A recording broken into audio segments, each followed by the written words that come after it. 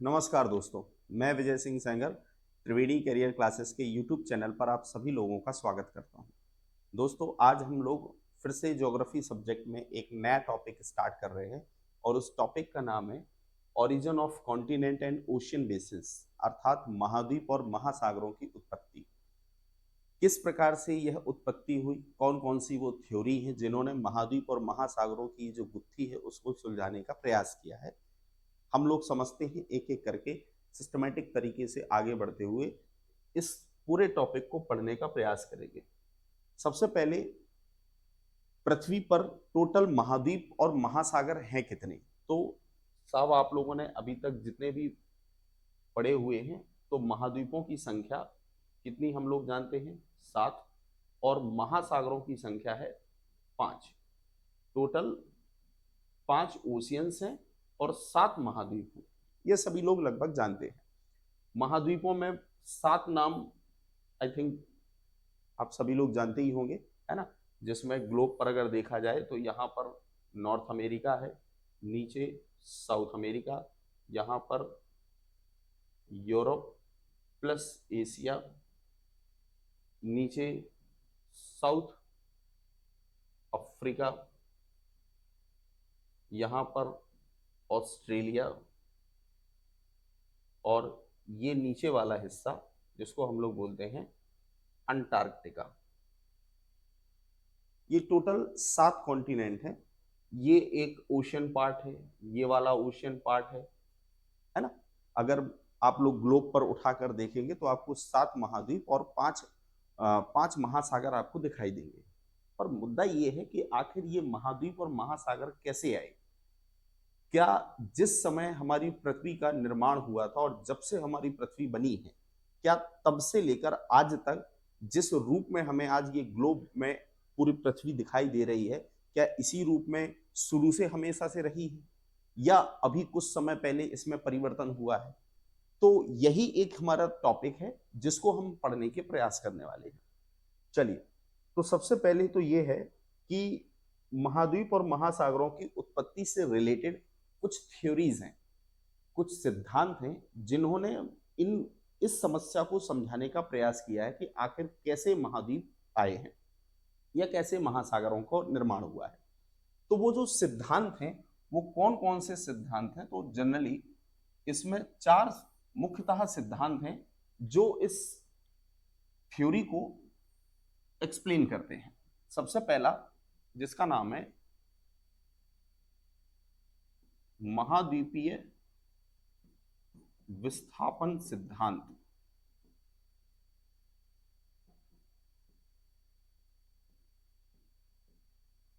Continental drift theory. दूसरा,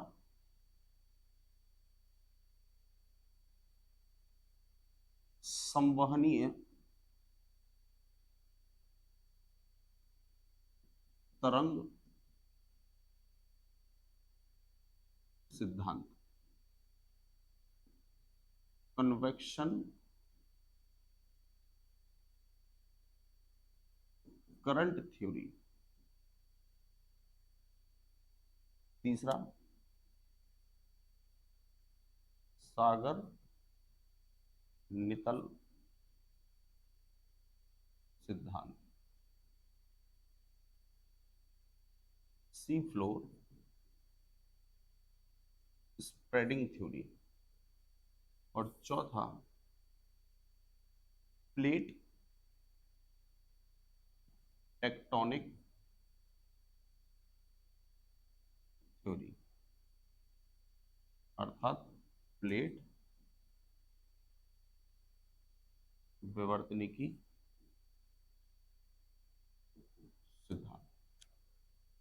ये 4 theory हैं जिसमें इस पूरे सिद्धांत को या पूरे महाद्वीप महासागरों की उत्पत्ति से रिलेटेड चारों सिद्धांतों में कुछ ना कुछ बातें कही गई हैं जो इस पूरी समस्या को समझाने का प्रयास करते हैं या पूरे उस टॉपिक को एक्सप्लेन करते हैं जो हमारा मेन टॉपिक है, और उस टॉपिक का नाम है origin of continent and ocean basis.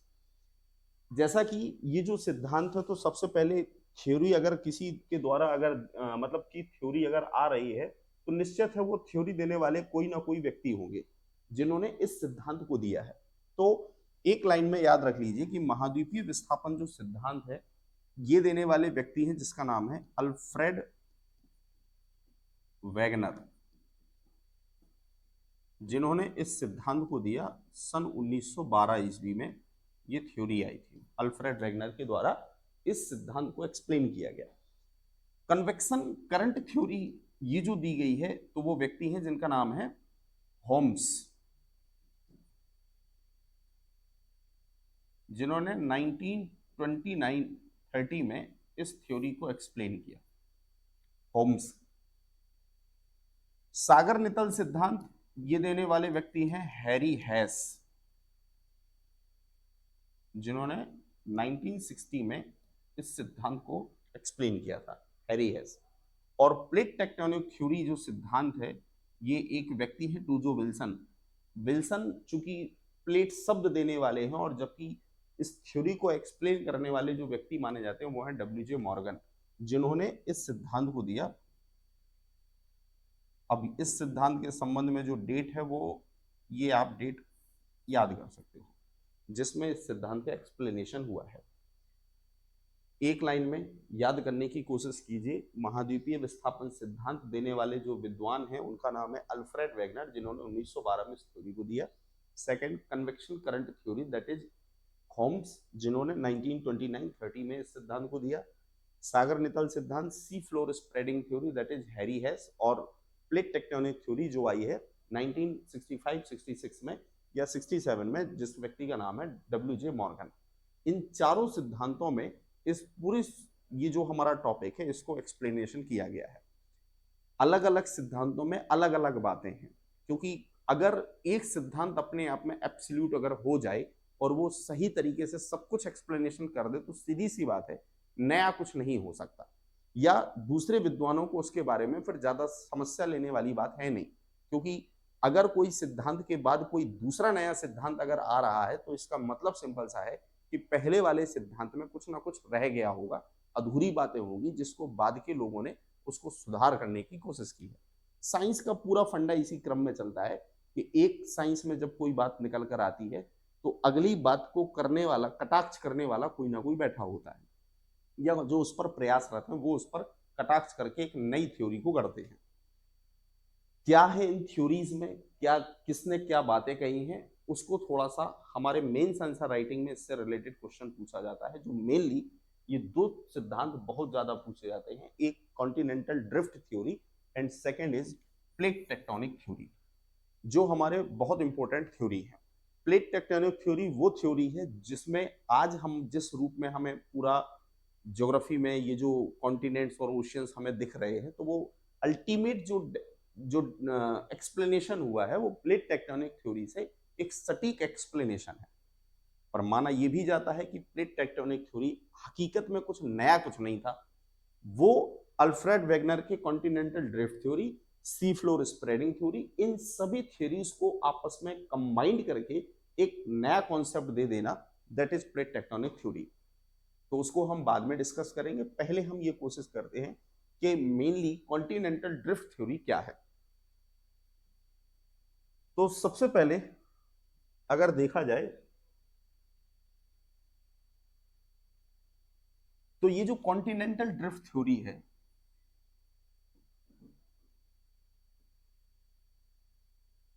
ये आखिर थ्योरी आई क्यों? तो जवाब है, अच्छा इस थ्योरी में हमें किन किन बिंदुओं पर काम करना है पहले उसको समझ लो एक लाइन में।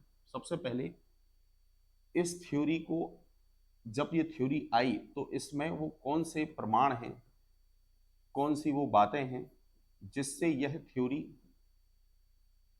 के बारे में आने का एक प्री एजम्पशंस लगता है, एक पूर्व कल्पना होती है जिसके आधार पर इस थ्योरी को बताया गया है।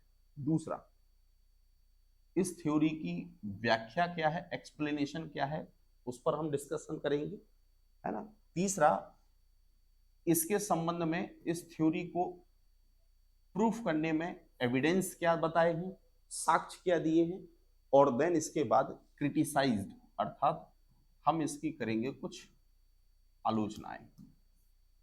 आलोचनाएं क्यों करना है? तो सिंपल सा है, क्योंकि नई थ्योरी देने वाले जो होम्स और सी फ्लोरोस्प्रेडिंग थ्योरी और तमाम सारे जो सिद्धांत आए हैं, तो निश्चित है उन्होंने कुछ ना कुछ कमियां निकाली, जिसकी वजह से उन्होंने अपने सिद्धांत को स्थापित किया। फिर से रिपीट करूं, हम अल्फ्रेड वेगनर की जो थ्योरी है उस थ्योरी में सबसे पहले पढ़ेंगे कि आखिर जो थ्योरी लाई गई है तो इसमें वो पूर्व धारणाएं क्या बनाई हैं जिसके आधार पर ये थ्योरी आई, प्री एजम्पशंस क्या थी, अगर वो प्री एजम्पशंस को अगर सही मान लिया जाए तो फिर उसके बाद इस थ्योरी का एक्सप्लेनेशन क्या है, आखिर वो थ्योरी क्या है, ये मेन बॉडी है। देन उस थ्योरी को प्रमाणित करने में कौन कौन से वो एविडेंस हैं, कौन कौन से वो साक्ष्य हैं जिसके आधार पर यह थ्योरी प्रमाणित होती है, और फाइनली थ्योरी अगर आ गई है तो फिर इसकी कमियां क्या रही, जिसको हम क्रिटिसाइज या आलोचनाएं कहते हैं। इन चार मेनली बिंदुओं से हमारी ये थ्योरी कंप्लीट होती है। तो सबसे पहले क्या वो धारणाएं हैं जिसके आधार पर अल्फ्रेड वेगनर ने इस थ्योरी को एक्सप्लेन किया।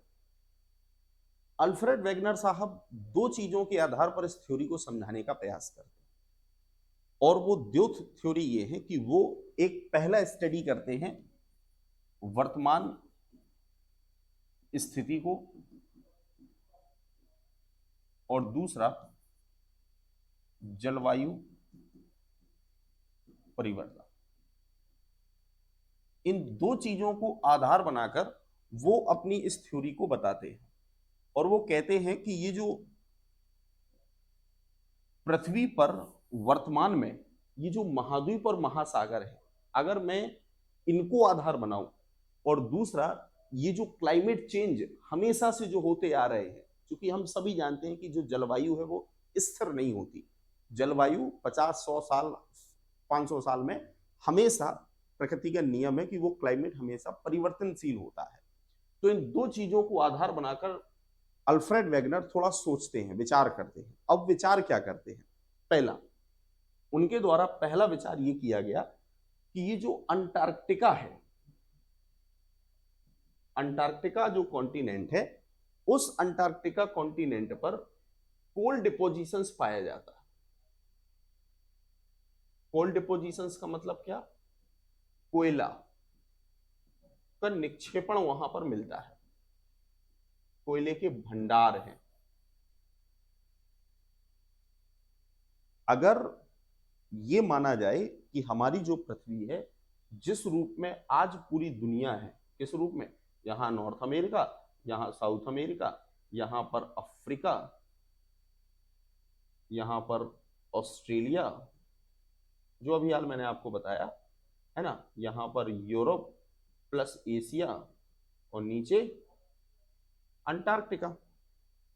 तो अगर मैं ये मान लूं, मैं नहीं, मतलब अल्फ्रेड वेगनर ये कहते हैं कि अगर मैं ये मानूं कि जो वर्तमान स्थिति में जो ग्लोब है, वर्तमान स्थिति में जो कॉन्टिनेंट और ओशियन है, ये वैसे ही है जैसे पृथ्वी जब बनी थी उस समय से है, तो फिर अंटार्कटिका में कोयला का निक्षेपण पाया जाना एक पहली चीज, और दूसरा वो अनुमान कहते हैं कि पेनिनसुला इंडिया, प्रायद्वीपीय भारत, साउथ अमेरिका, दक्षिण अमेरिका, अफ्रीका, इन तीनों जगह पर हिम चादर या हिमावरण या आइस कवर्ड या आइस एज, इसके प्रमाण मिलते हैं। दो प्रमाण। पहला प्रमाण क्या मिल रहा है? पहला प्रमाण मिल रहा है कि आज जब रिसर्च होती है तो रिसर्च में पता चलता है कि अंटार्कटिका में कोयला का भंडार है, कोयला डिपोजिशन, अर्थात अंटार्कटिका के जब आप तहों पर जाएंगे, नीचे जाएंगे, अंटार्कटिका है कैसा? पूर्णतः आइस कॉन्टिनेंट कहलाता है, जिसको हम बोलते हैं ग्लेशियर से बना हुआ कॉन्टिनेंट है, जो पूर्णतः बर्फ से ढका रहता है, पूरा का पूरा अंटार्कटिका। और अंटार्कटिका अगर बर्फ से ढका है तो, और जबकि अंटार्कटिका की जो चट्टानें हैं वो किसका भंडार है? कोयले का भंडार। और जबकि जो बर्फ की चादर है वो कई मीटर मोटी बर्फ की चादर है, और जब उस बर्फ के नीचे देखते हैं तो पता चलता है यहाँ कोयले के निक्षेप है। पहली चीज।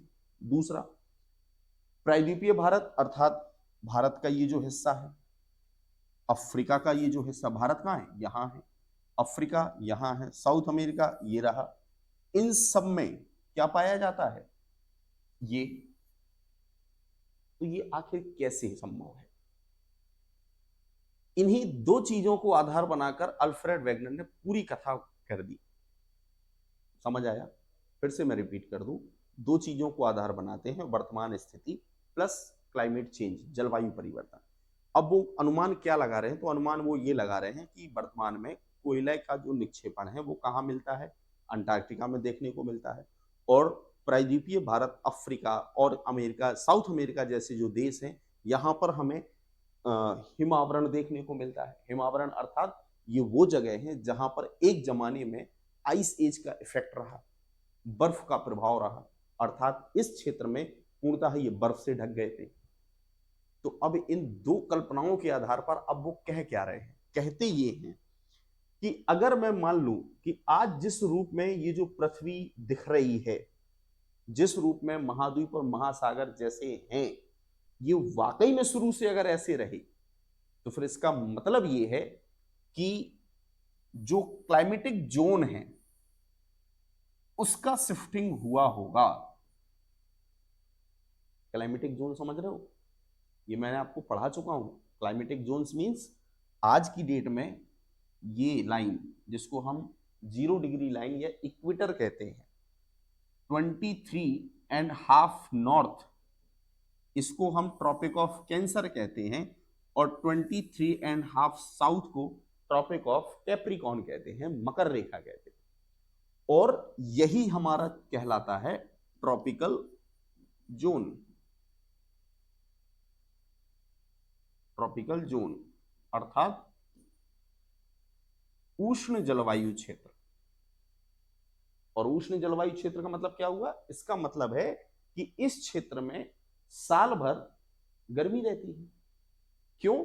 क्योंकि सन का मूवमेंट 23.5 से लेकर 23.5 साउथ के बीच में रहता है, अर्थात सूर्य का इस पूरे क्षेत्र पर लंबवत प्रभाव पड़ता है, परपेंडिकुलर क्या रहता है, इंपैक्ट रहता है। और इस पूरे क्षेत्र में बर्फ तो कभी हो ही नहीं सकती, क्योंकि अगर बर्फ रहेगी तो कुछ समय के लिए बर्फबारी होती है, पर बर्फ से हमेशा ढक जाए ये संभव नहीं है। ये कब संभव होगा? ये तब संभव हो सकता है जब ये ट्रॉपिकल जोन या तो ऊपर शिफ्ट हो जाए या नीचे शिफ्ट हो जाए। आज की डेट में इंडिया की पोजीशन किधर है? यहां है। हमारे यहां पर आप लोगों ने सुना होगा कर्क रेखा भारत के बीच से गुजरती है, तो मतलब इस ट्रॉपिक ऑफ कैंसर पर भारत की लोकेशन है। तो अगर ट्रॉपिक ऑफ कैंसर पर भारत की लोकेशन है तो साहब ये जो एरिया है ये यहां पर हमेशा साल भर गर्मी रहना है। ठंडी का प्रभाव तो आता है, पर यह नहीं होता कि पूरे भारत पे बर्फ की चादर बिछ जाए।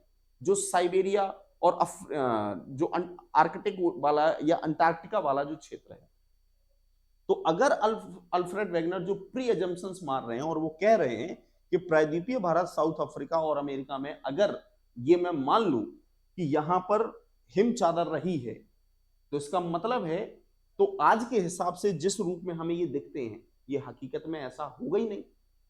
क्योंकि हिम आवरण वो कब हो सकता है? जब क्लाइमेटिक जोन शिफ्ट हुआ हो, अर्थात सूर्य की और पृथ्वी की जो स्थिति है इसमें चेंजेस हुआ हो। आज जो जिस रूप में पृथ्वी सूर्य का चक्कर लगा रही है इस रूप में न लगाकर कभी हो सकता नीचे लटकी हो या कहीं ऊपर हो, ये तो संभव है ही नहीं। क्या क्लाइमेटिक जो जोन है क्या वो शिफ्ट हुआ होगा?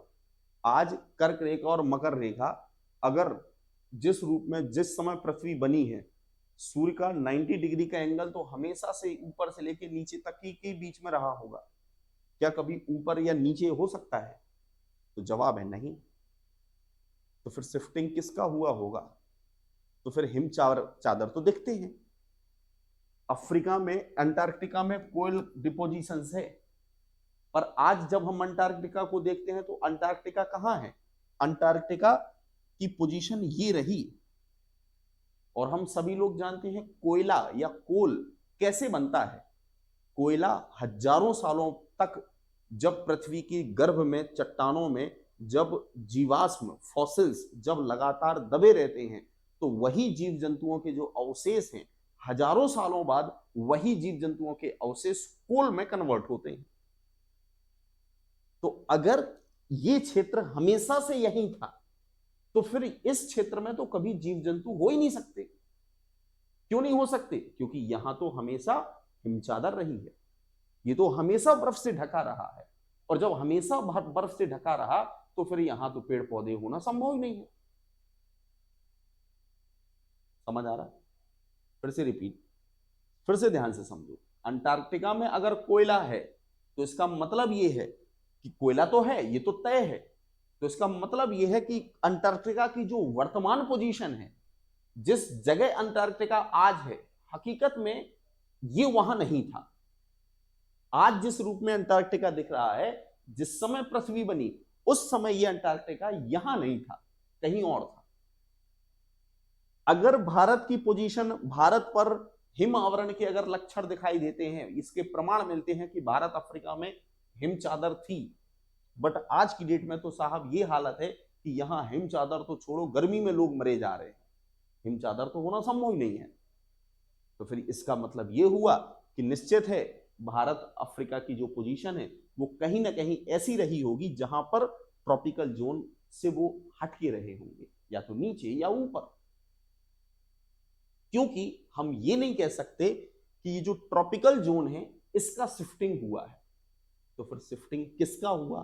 तो कंक्लूजन निकला शिफ्टिंग हुआ जो लैंड पार्ट्स है, जिस पर हम लोग रह रहे हैं, अर्थात भूतल। क्लियर है कहानी? ये दो कल्पनाओं के आधार पर ये पूरी थ्योरी की कहानी आई है। अब क्या कहते हैं अल्फ्रेड वेगनर? तो अल्फ्रेड वेगनर का कहना यह है कि वो कहते हैं कि कार्बोनिफेरस जो एक समय था, अगर आपको थोड़ा सा याद हो तो लास्ट वीडियो में हमने पूरे अर्थ के टाइम ड्यूरेशन को अलग अलग कालखंडों में डिवाइड किया था। जिन्होंने वो वीडियो ना देखा हो तो मेरी एक सलाह है, एक बार आप उस वीडियो को जरूर देखें। जस्ट इससे पहले ही वाला वीडियो है जिसमें हमने पूरे पृथ्वी का जो कालखंड चला है, पूरा जो टाइम, पृथ्वी की आयु आज की डेट में 4.7 अरब वर्ष है, तो इस पूरे कालखंडों को कई युगों में, युगों से कालों में इसको डिवाइड किया और एक अलग अलग समय में अलग अलग घटनाएं हुई हैं। तो उसी में एक हमने शब्द पढ़ा था कार्बोनिफेरस एरा, कार्बोनिफेरस युग। तो माना जाता है कि कार्बोनिफेरस युग तक जो हमारी पृथ्वी थी वो एक पूरी पृथ्वी पर, पूरे ग्लोब पर केवल एक ही स्थल खंड था। अब इतना तो हम लोगों ने शुरू में भी पढ़ा था कि जो पृथ्वी है वो हकीकत में शुरुआत में एक लिक्विड फॉर्म में थी, मैग्मा था, है ना, और वही लिक्विड फॉर्म आगे चलकर समय के बाद उसमें सॉलिडिफिकेशन की प्रोसेस हुई। जब वो सॉलिड हुआ, जब वो कठोर हुआ, तो धीरे धीरे फिर उसका क्या बना? स्थल मंडल। और स्थल मंडल बना तो कार्बोनिफेरस युग में पूरी पृथ्वी पर केवल एक ही स्थल खंड था, और उस स्थल खंड का जो नाम था उसका नाम था पेंजिया।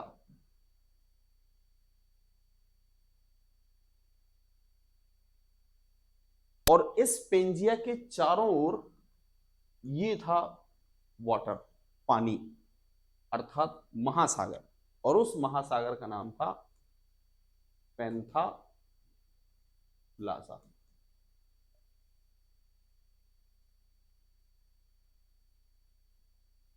जब पृथ्वी का निर्माण हुआ, जब पृथ्वी बनी, तो पृथ्वी का जो आज हमें ये जो 7 अलग अलग कॉन्टिनेंट दिखते हैं, हकीकत में ये शुरुआत में 7 अलग अलग नहीं थे।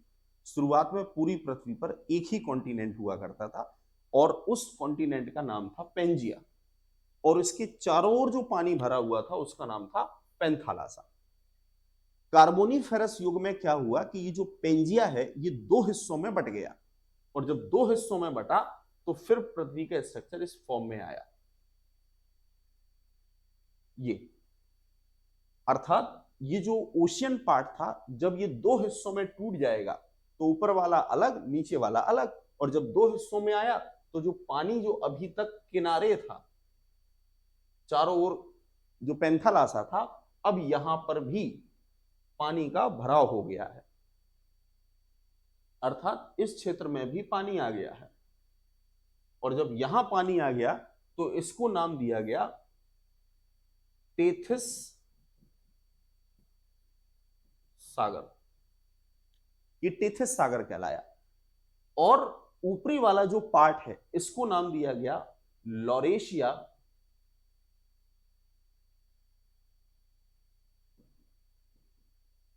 और नीचे वाला पार्ट कहलाया गोंडवाना लैंड।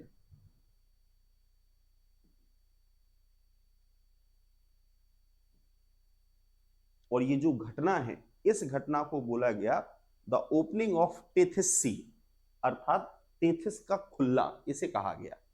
ये जो टेथिस सी जो बीच में पानी आ गया है, तो उसका पानी आने का कारण है कि चूंकि अर्थ के दो हिस्सों में डिवाइड हो गया, इस वजह से बीच में चूंकि टेथिस सागर, बीच में खाली स्थान आया, तो वहां पर एक पानी का भरा हुआ जिसका नाम टेथिस सागर कहलाया, टेथिस सी कहलाया।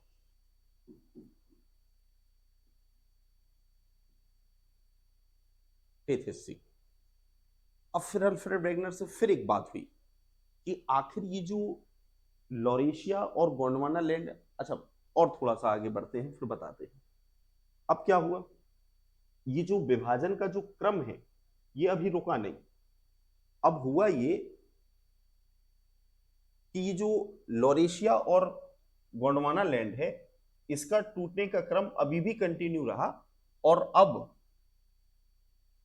जो ऊपरी वाला हिस्सा है, अर्थात जो लॉरेशिया है, उस लॉरेशिया का विभाजन होने के बाद यहां पर बना नॉर्थ अमेरिका। और यूरेशिया, यूरेशिया अर्थात यूरोप प्लस एशिया। और जो गोंडवाना लैंड है, इस गोंडवाना लैंड का विभाजन हुआ, सो फिर अलग हुआ साउथ अमेरिका। यहां पर अफ्रीका, ये एक कॉन्टिनेंट बना, दैट इज ऑस्ट्रेलिया। और यहां एक कॉन्टिनेंट गया जिसको नाम दिया गया अंटार्कटिका। और इसी अफ्रीका से अलग होकर यहां पर शिफ्टिंग हुई किसकी, इंडिया की। ये इंडिया, ये है अल्फ्रेड वेगनर की थ्योरी, जिसमें उन्होंने बताया कि शुरुआत में हमारी पृथ्वी पर एक ही स्थलखंड हुआ करता था और उस स्थलखंड का नाम था पेंजिया। आगे चलकर, अच्छा ये कब था, कार्बोनिफेरस एरा में। कार्बोनिफेरस एरा तक सब कुछ एक जैसा था। कार्बोनिफेरस युग में क्या हुआ कि ये जो पेंजिया है उसका डिवीजन हुआ, और वो जो पेंजिया है दो हिस्सों में डिवाइड हो गई। नॉर्दर्न पार्ट लॉरेशिया और सदर्न पार्ट गोंडवाना लैंड कहलाया। और बीच में जो पानी था, जो पहले पेंथालासा था, अब बीच में एक नया सागर ओपन हुआ जिसको बोला गया टेथिस सी। टूटने का क्रम अभी कंटिन्यू रहा। और जुरासिक एरा में हुआ ये कि ये जो लॉरेशिया था, उस लॉरेशिया से दो हिस्से हुए, तो एक चला गया नॉर्थ अमेरिका में और दूसरा आ गया यूरेशिया कहलाया। अफ्रीका जो गोंडवाना लैंड था, उस गोंडवाना लैंड से एक हिस्सा भूमि का अलग होकर वेस्ट की ओर मूव किया, वो कहलाया साउथ अमेरिका। एक हिस्सा उससे अलग हुआ, सो नीचे चला गया अंटार्कटिका में साउथ में। और एक साउथ ईस्ट और ईस्ट की ओर मूव हुआ, सो वो कहलाया इंडिया और ऑस्ट्रेलिया। ये पूरे इस तरीके से कहते हैं कि महाद्वीप और महासागरों की उत्पत्ति हुई। ये हमारी थ्योरी है। अब उनसे पूछा गया कि आखिर ये महाद्वीप और महासागर कैसे बने, ये जो विभाजन है, ये विभाजन आखिर कैसे हुआ, किस आधार पर ये टूट रहे हैं। तो इसके संबंध में अल्फ्रेड वेगनर दो चीजें बोलते हैं कि इस विभाजन का जो कारण है, वो कारण उन्होंने दो फोर्स बताए। एक फोर्स है ग्रेविटेशनल फोर्स,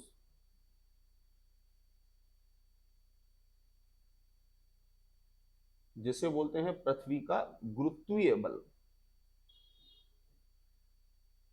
और दूसरा कारण वो देते हैं टिडल फोर्स,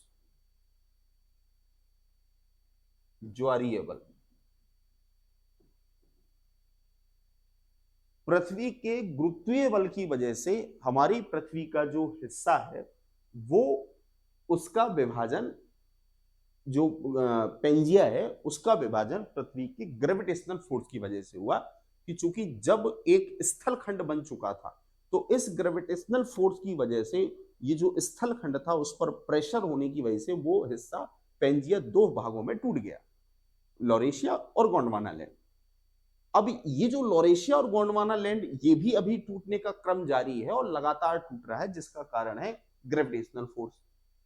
अब ग्रेविटेशनल फोर्स से टूट तो गया, फिर जब उनसे कहा कि टूट गया तो वहीं रहना चाहिए, इधर उधर काहे भाग रहा, इंडिया आखिर अफ्रीका से खिसक कर ऊपर काहे चला गया।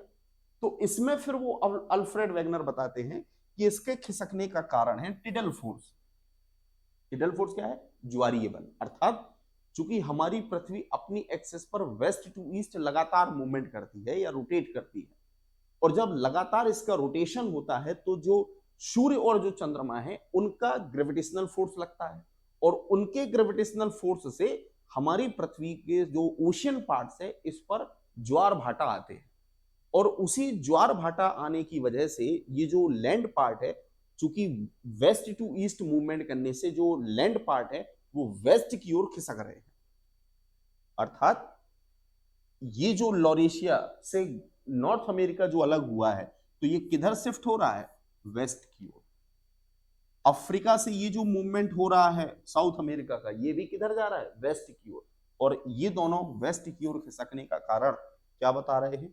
टिडल फोर्स या ज्वारीय बल। इन पूरी बातों को आपको व्याख्यायित करना है इस थ्योरी में। उम्मीद है थोड़ा बहुत समझ आई होगी। अगर समझ आ गई तो बहुत अच्छी बात है। जिस किसी को अगर समझने में थोड़ा सा भी अगर डाउट लग रहा है तो मेरी सलाह है एक बार वो वीडियो को रिप्ले करें। उम्मीद है दूसरी बार में ये वीडियो आपको 100% इस टॉपिक को समझा देगा। फिर से मैं एक शॉर्ट फॉर्म में अगर आपको रिपीट करूं तो कहानी क्या है? कहानी ये है कि अल्फ्रेड वेगनर की जो थ्योरी है वो क्या है, उन्होंने कुछ पूर्व धारणाएं की, प्री एजम्पशंस किया, और वो एजम्पशंस क्या है? वो दो बातें कहते हैं कि आज की डेट में जब हम एनालिसिस करते हैं तो पता चलता है कि जो अंटार्कटिका है उसमें कोल डिपोजिशंस है, और भारत जैसे क्षेत्रों में जो खास तौर से वो एरिया जो ट्रॉपिकल जोन में है वहां पर कभी ना कभी हिम आवरण देखा गया है, उसके प्रमाण मिलते हैं। तो आखिर ये कैसे है? क्या वाकई में क्लाइमेटिक जो जोन है, जो जो जलवायु क्षेत्र है जिस रूप में अगर आज है, क्या हमेशा से यही रहा है? अगर भारत की लोकेशन आज जहां है वो ही मान लें, अंटार्कटिका की लोकेशन को आज जहां है अगर वही मान लें, तो फिर अंटार्कटिका में तो कभी फॉसिल्स हो ही नहीं सकता, क्योंकि फॉसिल्स बनने के लिए हवा पानी चाहिए, सूर्य का प्रकाश चाहिए, जो अंटार्कटिका में तो 6 महीने साउथ पोल में अंधेरे रहता है। अंटार्कटिका में तो बर्फ की मोटी चादर है, पेड़ पौधे कहां से आएंगे? और जब पेड़ पौधे जीव जंतु नहीं होंगे तो फॉसिल्स कैसे होगा? तो निश्चित है अगर फॉसिल्स है तो निश्चित है ये वाला जो एरिया है जहां आज इसकी लोकेशन है, शुरुआत में ये लोकेशन वहां नहीं थी, शुरुआत में ये क्षेत्र कहीं ना कहीं और होगा। भारत अफ्रीका जैसे क्षेत्रों में अगर हिम आवरण के लक्षण देखे जाते हैं तो निश्चित है जिस आज की डेट में तो ये ट्रॉपिकल जोन में है। अफ्रीका पूरा का पूरा एकमात्र ऐसा कॉन्टिनेंट है जहां पर तीनों रेखाएं हैं, ट्रॉपिक ऑफ कैंसर भी है, 0 डिग्री लाइन भी है, और कैप्रिकॉन भी है। तो ये तो पूर्णतः ट्रॉपिकल जोन में है।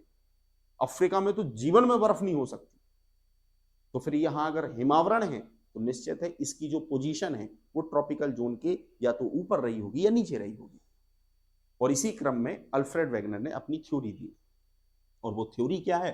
थ्योरी ये है कि वो कहते हैं कि शुरुआत में जब पृथ्वी का निर्माण हुआ तो लावा के ठंडे होने से हुआ, और लावा जब ठंडा हुआ तो एक ही कॉन्टिनेंट हुआ करता था जिसका नाम था पेंजिया, और जब वो पेंजिया और चारों ओर से एक केवल पानी हिस्सा वाला था जिसका नाम था पेंथालासा, यही पेंजिया आगे दो हिस्सों में डिवाइड हुआ तो लॉरेशिया और गोंडवाना लैंड, बीच में जब पानी आ गया तो वो कहलाया टेथिस। आगे चलकर जुरेसिक एरा में लॉरेशिया से अलग हुआ नॉर्थ अमेरिका, गोंडवाना लैंड से अलग हुआ साउथ अमेरिका, अफ्रीका और ये अंटार्कटिका और इंडो ऑस्ट्रेलिया, और जो रह गया वो कहलाया अफ्रीका कॉन्टिनेंट। यूरेशिया का जो भाग रह गया वो कहलाया यूरेशिया। लॉरेशिया का जो भाग रह गया है, नॉर्थ अमेरिका अलग हो गया, बचा हुआ यूरेशिया कहलाया। इसी को अगर आपको देखना चाहें तो आपके सामने ये रहा वो डायग्राम, थोड़ा सा जूम करके आप देखिएगा तो ये है वो पेंजिया वाला हिस्सा जिसमें पूरी पृथ्वी, पूरा ग्लोब में केवल एक ही लैंड पार्ट है और उस लैंड पार्ट का नाम है पेंजिया। इस पेंजिया का बाद में जब डिवीजन हुआ तो फिर क्या बना, ये देखो, लॉरेशिया अलग हो गया और गोंडवाना लैंड अलग हो गया, और ये जो बीच में पानी भर गया ये क्या कहलाया, टेथिस सी। डिवीजन का क्रम अभी रुका नहीं, और देखो इस लॉरेशिया से देखो ये भाग अलग होकर खिसक गया और ये बन गया नॉर्थ अमेरिका। यहां से गोंडवाना लैंड से ये भाग अलग हुआ तो ये कहलाया साउथ अमेरिका। और देखो ये सारा हिस्सा, ये अंटार्कटिका इससे टूटकर अलग हो गया, और धीरे धीरे ये जो खिसकाव है ये व्यवस्थित रूप में खिसकाव हुआ और ये इस रूप में पूरा ग्लोब सामने है। और ये जो क्रम इंडिया का जो हिस्सा है ये हकीकत में अभी दूर है, और जब ये दूर अभी ये खिसकता जा रहा है सो अंत में ये वाला हिस्सा ये पहुंच गया भारत खिसककर। ये है वो पूरा कहानी जिसमें अल्फ्रेड वेगनर की थ्योरी प्रूफ होती है। क्लियर है? दो चीजें हम लोग कवर किए, पहला वो धारणाएं क्या थी जिसके आधार पर ये थ्योरी आई, और दूसरा थ्योरी में बातें क्या कही गई वो। तीसरी चीज जो है हमारी वो एविडेंस, साक्ष्य, जिसके आधार पर ये तय होता है कि ये थ्योरी कहीं ना कहीं सही बातें करती है। तो इस साक्ष्य के क्रम में अल्फ्रेड वेगनर पहली चीज ये बताते हैं और वो कहते हैं कि जब कभी भी हम अटलांटिक महासागर के दोनों किनारों को अगर मिला दिया जाए तो हमें एक ऐसी स्थिति देखने को मिलती है कि जैसे वो कभी ना कभी एक थे। क्या कह रहे हैं, ये अटलांटिक महासागर क्या है, ये वाला हिस्सा है, ये है अटलांटिक महासागर। और वो कहते हैं कि अगर नॉर्थ अमेरिका को और साउथ अमेरिका को, ये जो किनारे हैं, ये वाला किनारा, अगर आप इन दोनों को मिला दो तो इन दोनों को किनारे को मिलाने के बाद ऐसा लगता है कि ये दोनों जैसे आपस में चिपक गए हों, अर्थात इसको वो बोलते हैं जिगसा फिट। जिगसा फिट मतलब एक इस तरीके से कटा फटा एक चीज है और फिर इसी में ऊपर से दूसरा इसी से इंटरलिंक हो जाए, और जब ये दोनों आपस में इंटरलिंक होगा तो ये यहां शिफ्ट हो जाएगा, ये यहां शिफ्ट हो जाएगा और दोनों आपस में जुड़ जाएंगे। तो पहला एविडेंस वो क्या देते हैं कि आप अटलांटिक महासागर के आप दोनों किनारों को जोड़ दो, तो दोनों किनारों को जोड़ने के बाद आप पाएंगे कि वो पूरा का पूरा लैंड पार्ट आपस में कनेक्ट हो चुका है और अटलांटिक महासागर खत्म। अगर ऐसा हो सके तो पहला साक्ष्य देखने में सही भी लगता है कि आप अटलांटिक महासागर को जोड़ो तो वाकई में लगता है कि हाँ दोनों आपस में इंटरलिंक हो जाएंगे, जुड़ जाएंगे।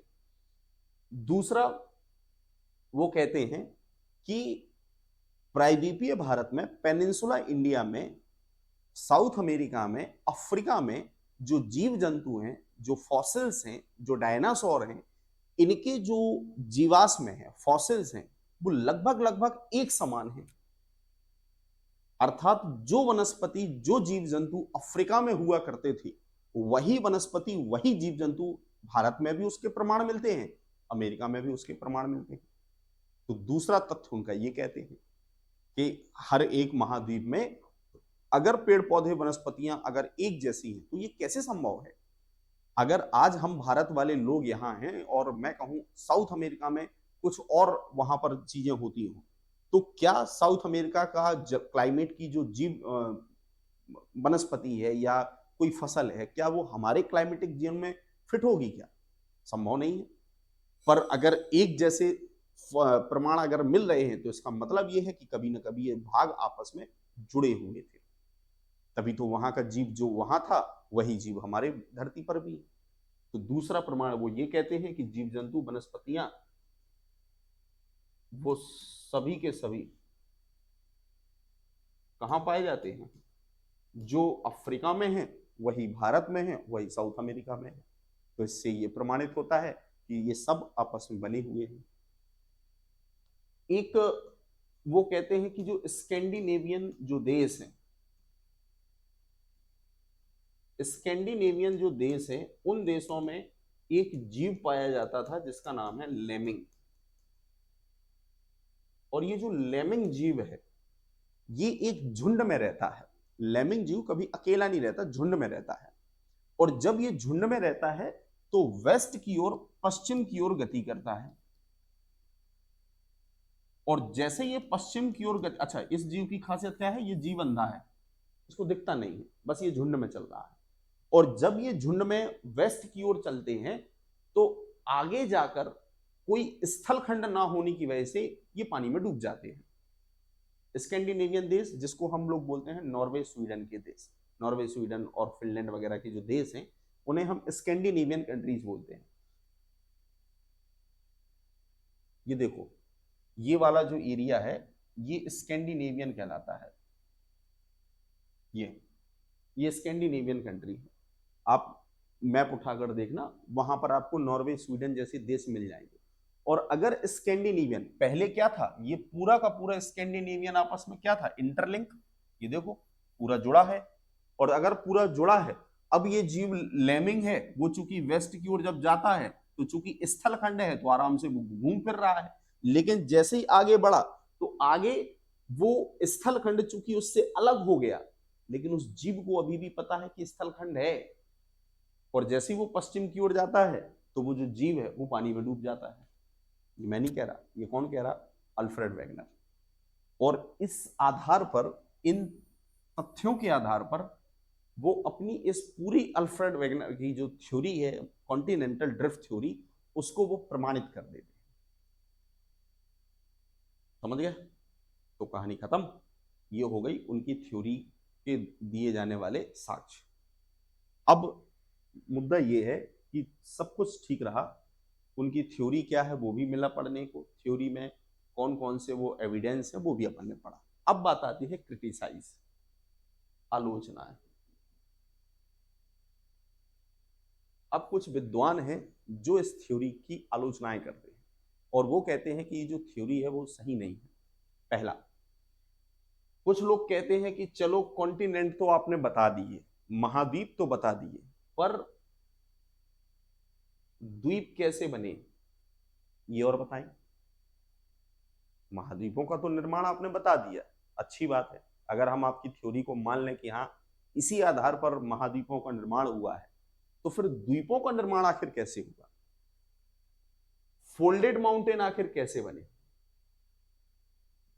अर्थात वलित पर्वत, वॉल्केनिक इरप्शन आखिर क्यों होता है,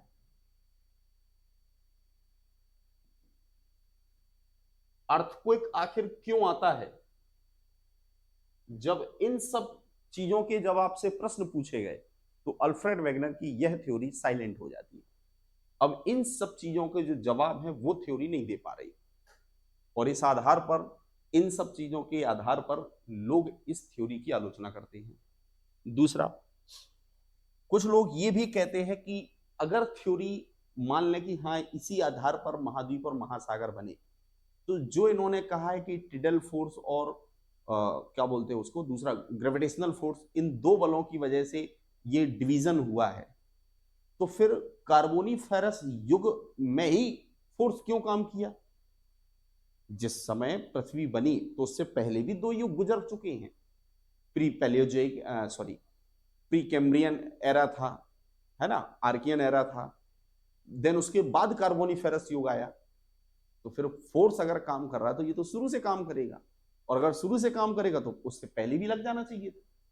पर विभाजन हुआ कब, कार्बोनीफेरस युग में। तो फिर क्या उसकी, उससे पहले आखिर ये फिर इकट्ठा क्यों था। तो इस आधार पर भी आलोचना होती है। तो मेनली ये दो तीन पॉइंट हैं ऐसे जिसके आधार पर इस थ्योरी की आलोचना की जाती है। बहरहाल आलोचना करने वाले बहुत होते हैं, पर अल्टीमेट कंक्लूजन ये है कि इस थ्योरी ने कहीं ना कहीं विद्वानों के लिए एक डायरेक्शन दिया, और ये वो डायरेक्शन दिया जिसके आधार पर विद्वान इस दिशा में सोच सकते हैं। और आगे जितने भी सिद्धांत आए हैं उन सभी सिद्धांतों का जो आधार है वो अल्फ्रेड वेगनर की कॉन्टिनेंटल ड्रिफ्ट थ्योरी है। तो एक इंपॉर्टेंट थ्योरी है जिसके आधार पर हमें महाद्वीप और महासागर को क्या निर्माण कैसे हुआ इसको जानने में एक भरसक सफलता हासिल हुई है। उम्मीद है आप लोगों को ये टॉपिक समझ आया होगा, और अगर अच्छा लगे तो लाइक कीजिए, शेयर कीजिए और अपने दोस्तों को भी बताइए ताकि वो भी अपनी तैयारी को बेहतर कर सकें और अपने कॉन्सेप्ट्स को क्लियर करें। Thank you. आगे अगले टॉपिक पर नेक्स्ट वीडियो में हम मिलते हैं। धन्यवाद।